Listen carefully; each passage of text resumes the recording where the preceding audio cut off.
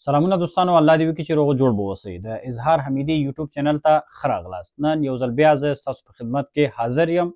نو په دغه ویډیو کې به نن د سټوډنټ ویزا باندې موږ خبرې کوو چې په 2025 کې په سټوډنټ ویزو کې کم تغییرات راغلي دي، څه ډول تاسې کولی شئ چې اپلای وکړئ، کم ډاکومنټ باید تاسې ولرئ، دغه ډاکومنټ باید څه ډول تاسې آماده کړئ، او همدارنګه پروسیسینګ ټایم یې څومره ده.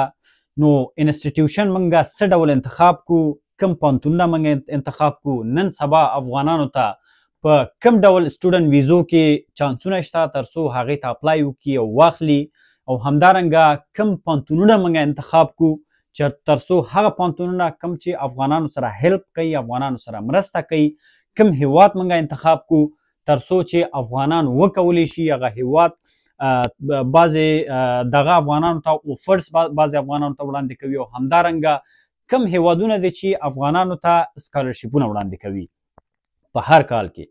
نو دا چې 2025 کال اوس شروعات دی، مارچ میاشت ده، اوس هم تاسې وخت لرئ چې ډېر زیات سکالرشیپونه په همدغه په زما په یوټیوب چینل کې ډېر زیات ما تاسو وړاندې کړي دي. تاسې کولی شئ نورو ویډیوګانو ته هم تاسې لاړ شئ او وګورئ. خو نن راځو په همدغه موضوعاتو باندې په دغه ویډیو کې تاسو سره مکمل ایز ریسرچ بیس معلومات، کوم چې عمومي ریسرچ ما کړې ده، مکمل دغه معلومات تاسو سره زه شریکم. دغه ویډیو ډیره مهمه ویډیو ده. که چیرته ته غواړې چې سټوډنټ ویزا ترلاسه کړې نو دغه ویډیو باید سکپ نه کړي او ویډیو باید مکمل ډول وګورئ. لومړی راځو دې باندې غږیږو چې سټوډنټ ویزا داسې شی او دا ولې ضروري ده. نو لکه څنګه چې نن سبا د افغانستان حالاتو ته په کتو سره فکر کوم تر افغانانو ته تر ټولو بیسټ اپشنز دو اپشنه دي. لومړی اپشن سټوډنټ ویزا ده، دوهم اپشن ورک ویزا ده، او همدارنګه تاسې د ویزټ ویزو اپشن هم تاسې لرئ، خو هغه په دریم کټګوري کې زه اچوم. خو اوس راځم په همدې باندې زه غږیږم چې سټوډنټ ویزا تاسو ته یو لاره جوړوي شي تر څو تاسې وکولی شي چې خارجي پرمختللي هیوادونو ته تاسې تعلیم دپاره تاسې لاړ شئ. او دا دې د خاطره ضروري ده چې که چېرته کوم څوک غواړي چې خپل تعلیم سټنډرډ لوړ کړي، فرض مثال څوک ماستري کول غواړي، څوک پی ایچ ډي کول غواړي، څوک ریسرچ دپاره تلل غواړي، کوم څوک یا همداسې مکتب څخه فارغ ده نو پوهنتون دپاره د لوړه زده کړو دپاره تلل غواړي، نو تاسو بهترین او بیسټ چانسز لرئ.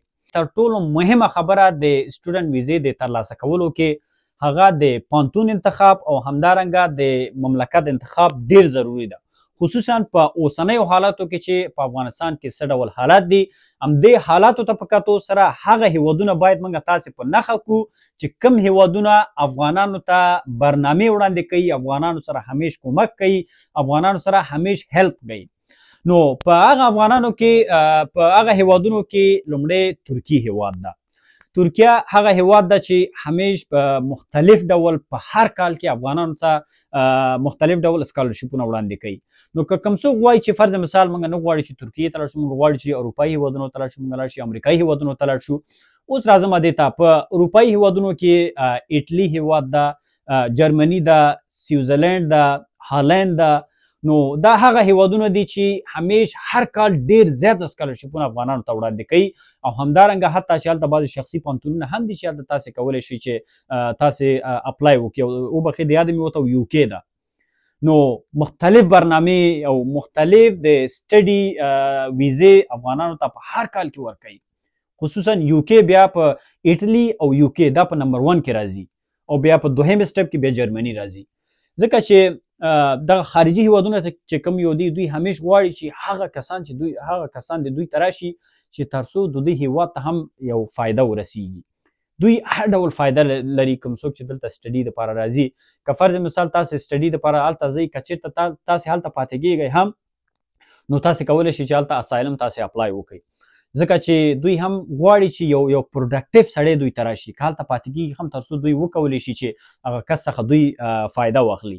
او په دغه کال کې ډېر زیات جرمني هیواد تقریبا مختلف ډول سکالرشیپونه اعلان کړي وي چې هغه زما په یوټیوب چینل کې تاسو سره شریک کړي هم دي. په دې کې بیا د برنامې انتخاب ده، دا د هر یو کس هغه انټرست پورې تړاو لري. نو کوم څوک په دې کې بیا افغانان دوه ډوله دي، لومړی ډول یې هغه ده چې فرض مثال کوم څوک غواړي چې فرض مثال که هر ډول سټوډنټ ویزه دې وي، مقصد یو ویزه غواړم چې زه یې ترلاسه کړم، نور هغوی په قصه کې نه چې مقصد ویزه ترلاسه کړي، سټډي ویزه. هغوی بیا هلته ځي، فرض مثال دا چې څه ډول هغوی مخې ته وړي دا بیا همغه شخص پورې تړاو لري.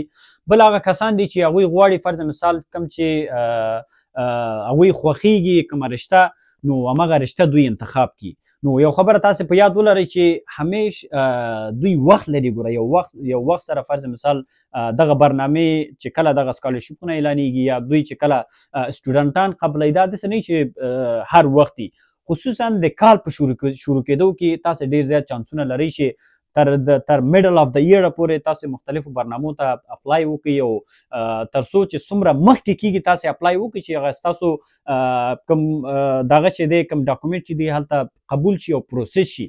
ځکه چې سټوډنټ ویزه چې دا لږ وخت نیسي، 2 میاشتې 3 میاشتې 4 میاشتې دا وخت نیسي کوم چې قانوني ډول ته اپلای کوي تر څو ستا ډاکومنټ پروسس کېږي، دومره دا طبیعي خبره ده چې دا وخت نیسي.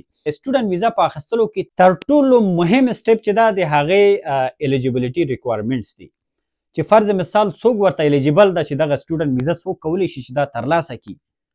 مهمه خبره. نو هر څه نه لومړنی ټکی هغه ده چې ستاسو باید دغه کوم فیصدي چې کوم یو ده حد اقل د 15% څخه باید ډیر وي. نو فیصدي ډیر زیات مهم ده. او همدارنګه اکسپټنس لیټر مهم ده. نو اکسپټنس لیټر موږ هغه وخت کې اخیستلی شو چې کله موږ هر څه موږ پروسس که چې پوهنتون کله قبول کړل، بیا هغې نه وروسته بیا تاسو ته اکسپټنس لیټر درکول کېږي.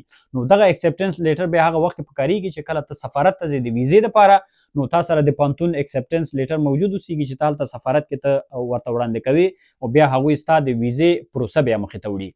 او همدارنګه پروف آف فاینانشلز چې فرض مثال ته کولی شي چې خپل ځان ته سپورټ کړي، ځکه چې دا سټوډنټ ویزې مخکې هم ما تاسو ته ویل چې دا 2 ډوله دي. یو دی هغه پرایویټ پوهنتونونه دي چې فرض مثال په شخصي لګښت باندې ته غواړې چې هغه پوهنتونونو ته ته لاړ شي او ته درس ووایې. نو په دغه حالاتو کې ضروري ده چې ته باید دوی ته پروف آف فاینانشلي سپورټ باید دوی ته وښایې چې هغه بینک سټیټمنټ ته ورته وښایي چې تر څو دوی پوه شي چې ته هلته که درس دپاره ځې ته کولی شي خپل ځان ته سپورټ کړې. یعنې ته دومره پیسې خپل بینک اکاونټ کې باید ته ولرې. او که چېرته سکالرشپونو ته اپلای کول غواړې بیا دغه شی ته ضرورت نشته ده. او همدارنګه لینګویج پروفیشنسي ده چې هغه آیلس او ټوفل ده، چې یا کوم څوک آیلس ولري کوم څوک یا ټوفل ولري.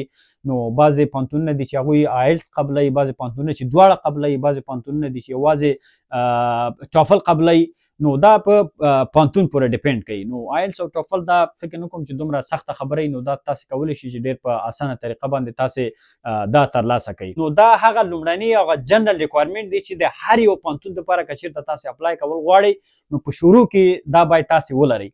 بیا وروسته پاتې شو نور اسنادونه، هغه بیا اسانه خبره ده چې هغه اسنادونه بیا تاسې برابرولی شي چې څومره کوم اسنادونه تاسې لري، ستاسو ټرانسکریپټ شو، ستاسو پاسپورټ شو، ستاسو نور کوم دغه لیټرې شول، د کوم چې ریکمنډیشن لیټرې فرض مثال د پوهنتون څخه اخیستل کېږي. نو هغه بیا تاسې په ساده ډول تاسې کولی شي چې نور هغه پروسس ده چې هغه بیا تاسې لرئ تاسې اخیستلی شي. خو په شروع کې دغه 3 او 4 ریکوایرمنټ چې ما کوم تاسو سره شریک کړه دا ډېر زیات ضروري دي چې دا باید تاسې مخکې نه مخکې آماده کړئ. او بله مهمه خبره چې هغه اپلای په ترتیب ډول سره کول، هغه اپلای کې تر ټولو د دوی چې کوم فورم ده، هغه فورم چې تاسې ډکوئ، هغه اپلیکیشن فورم چې تاسې ډکوئ. اکثر بعضې هلکان وایي چې ولا ما فلانکې پوهنتون ته اپلای وکړله، ولا زه یې ریجیکټ شوم، هغه فلانکې ځای ته ما اپلای وکړله زه یې ریجیکټ کړم.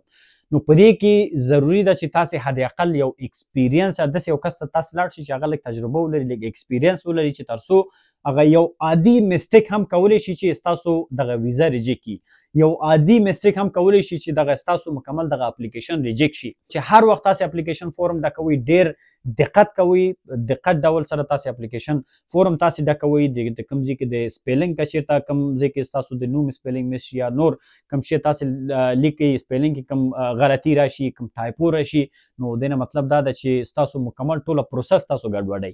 نو چې کله تاسې مکمل په دغه پروسه باندې تاسې ځان پوه که پوهنتون هم تاسې انتخاب که، همدارنګه کوم چې هغه انټرسټډ برنامه هم تاسې انتخاب که چې کوم څه شی تاسې لوستل غواړئ. نو ایلیجیبلیټي ریکوایرمنټ ډاکومنټ هم تاسې پوره که، فورم هم تاسې ډک کړله.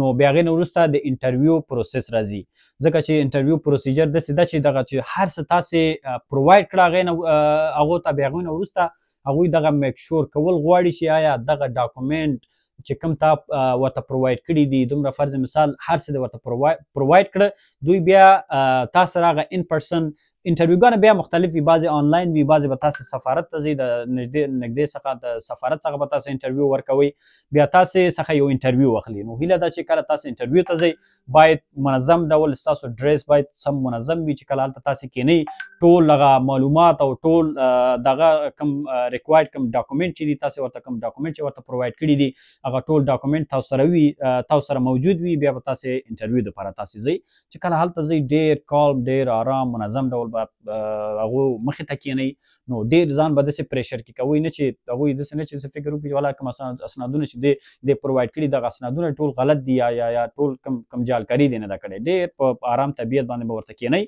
نو هغوی همدغه ډاکومنټ په اړه به بعضې پوښتنې کوي عمومي نو پوښتنې به ورته ځوابوي بیا هغې نه وروسته اکسپټنس لیټر حساب کتاب دا به ورته ورکوي او هغوی درته ویزه ایشو کوي ډېر افغانان تاسې به کتلي وي چې همدا ایټلي ته څومره افغانان تللي دي په همدغه سټوډنټ ویزه باندې جرمني ته څومره افغانان تللي دي کاناډا ته څومره افغانان تللي دي امریکا ته خو بیخي ډېر زیات افغانان ځي او همدارنګه د نورو هیوادونو ته د یوکې ته او نورو هیوادونو ته نو سټوډنټ ویزه یوازینۍ لاره ده د افغانانو دپاره ده چې هغه اسانترینه لاره البته لارې خو نور هم شته دي نو هغه اسانترینه لاره ده چې تر څو تاسې په دغه طریقه باندې دغه ویزه ترلاسه کوئ او نورو افغانانو غوندې تاسې هم سفر ولرئ او خارجي هیوادونو ته لاړ شئ